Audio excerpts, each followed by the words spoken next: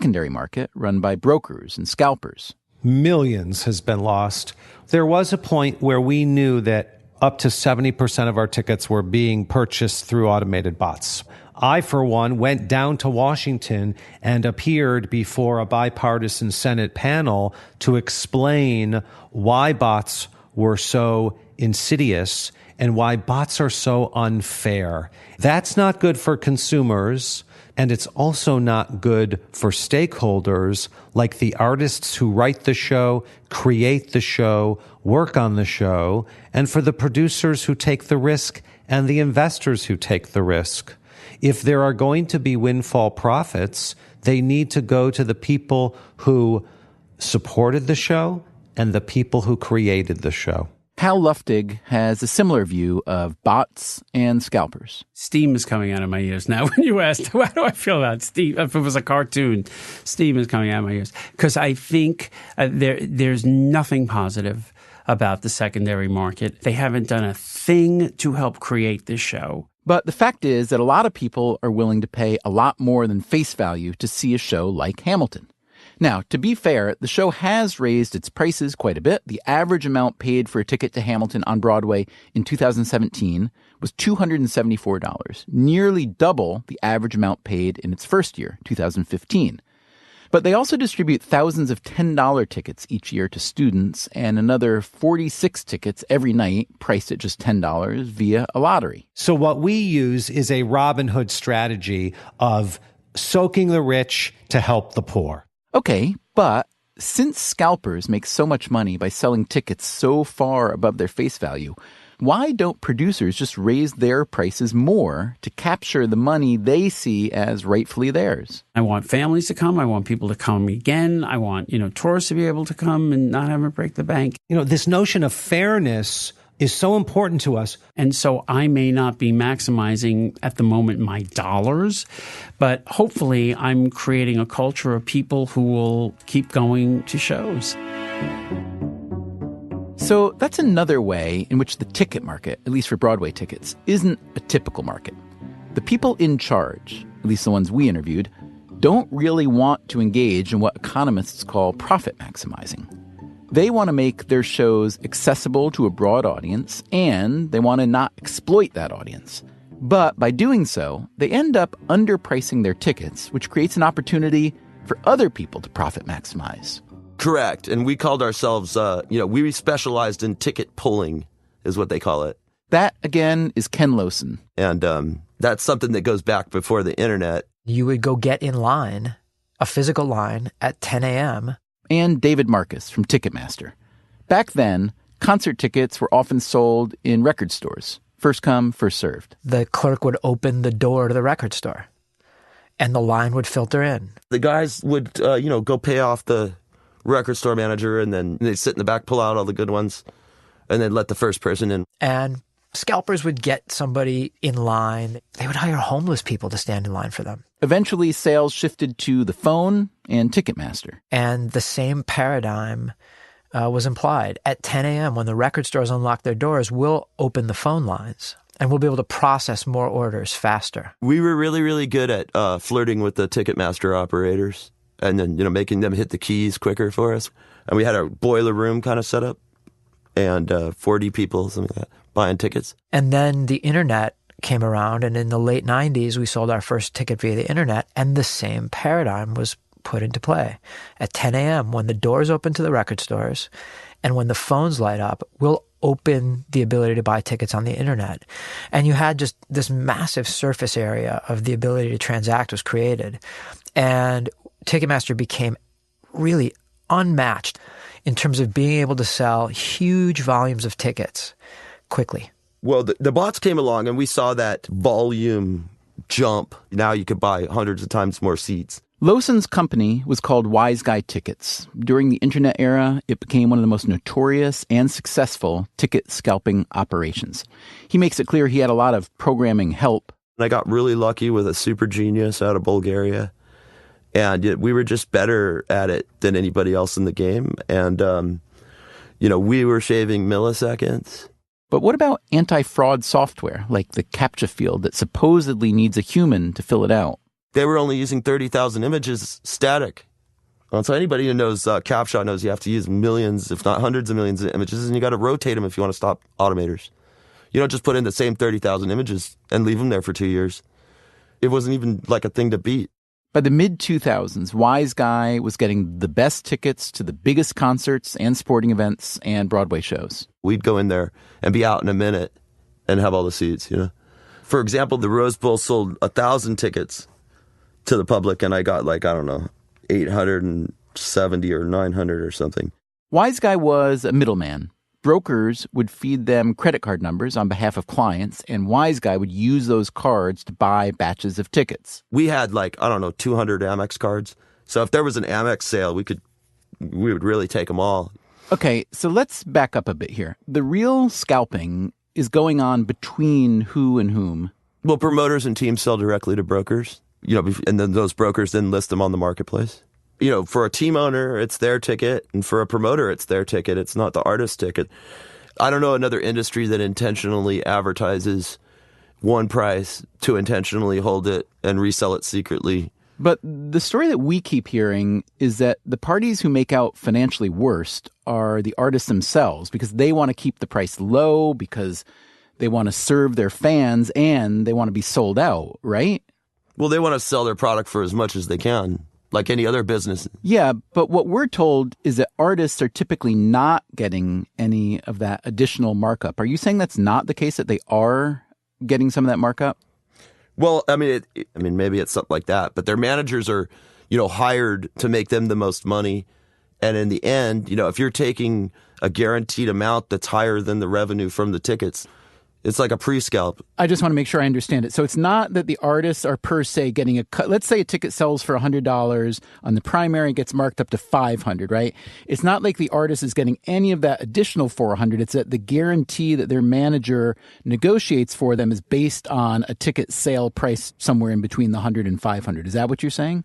Well, they're negotiating with, a promoter for a flat amount, per show. There's 50 shows on the tour. We want $50 million. A flat fee or fixed guarantee is one model of artist payment, but hardly the only one. There's also a fee based on a percentage of ticket sales and all kinds of potential hybrid models.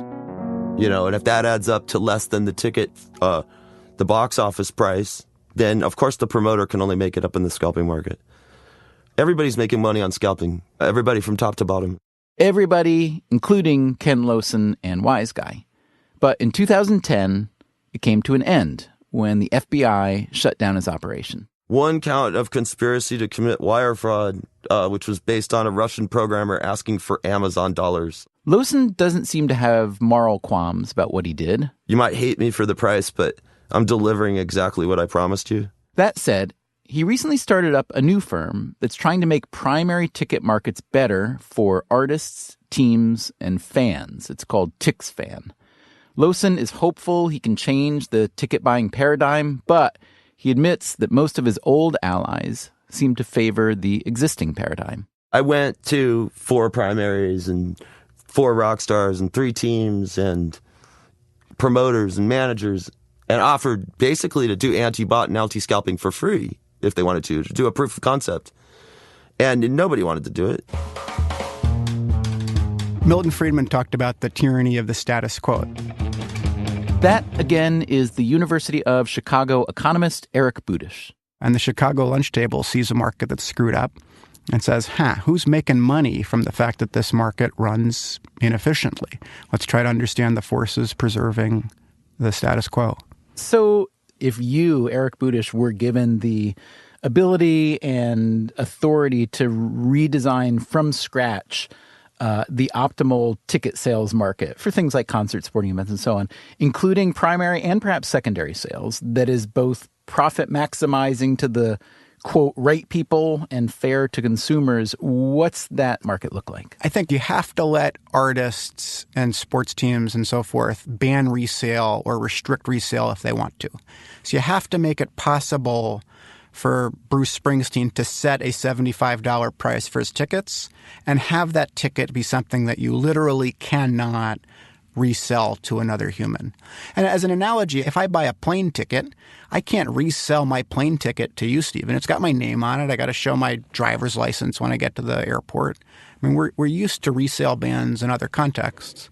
So I think you have to enable artists to ban resale. Are you sure you're an economist, though? I'm giving the artist the choice. I'm not mandating that Bruce Springsteen sell this form of contract, but I think it recognizes that there is this non-standard element to entertainment events where artists or sports teams want to set a below-market price. I think you have to allow them to also ban resale. You have to then, in concert with that, enable fans who buy a ticket that they genuinely no longer can use to in some way get their money back. There's another idea, also appealing to economists, that would improve the ticket market.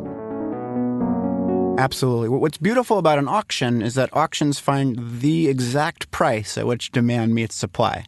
If you think that's the problem, which I think a lot of artists don't, there's a complicated industry, but if you think the problem is how do we find exactly the right price that maximizes revenue and doesn't leave seats empty, auctions are the economic solution to that problem. And Budish discovered that back in the early 2000s, Ticketmaster actually used auctions to sell some premium concert tickets. We were selling 100 tickets per auction. David Marcus again from Ticketmaster. These are for typically really high demand artists who are playing arenas. Artists including Beyonce, Miley Cyrus, and The Police. And they were developed fundamentally to solve this problem of trying to find a mechanism that would allow us to set market prices for premium tickets because, scalping was increasingly an issue and the artist community was aware of it and we were all looking for solutions. Eric Budish and another economist, Aditya Bave, wanted to know how well those auctions worked in helping demand meet supply. They collected sales data from Ticketmaster, the primary market, and from eBay, a secondary market. Today, by the way, eBay owns StubHub. So in the data, they could see a given ticket migrate from one market to the other. You can think of the empirical exercise as like tag the whale. So you see a ticket sold in the primary market auction and then trace that same ticket to its secondary market resale value. For each ticket that made the journey, they compared three prices. Its auction price, its resale price, and the face value price it would have sold at had there not been an auction. And the main finding of the paper, it's a pretty simple paper, is that the auctions worked in the sense of, on average, discovering the secondary market resale value. In other words, the auctions discovered the right price at which the event's creators and producers could profit maximize. The difference between the auction price and the average secondary market resale value was 2% versus an about 100% difference between the face value and the resale value. So the auctions kind of worked as an economist might expect the auction to work. So Ticketmaster, in conjunction with some big-time touring artists, decides, hey, we're giving away way too much money to people who aren't contributing anything here. So why don't we capture that money? They do it. It works. More money goes to the people who, quote, deserve it. That sounds like a success and a no-brainer to continue it into the future. Is that exactly what happened then?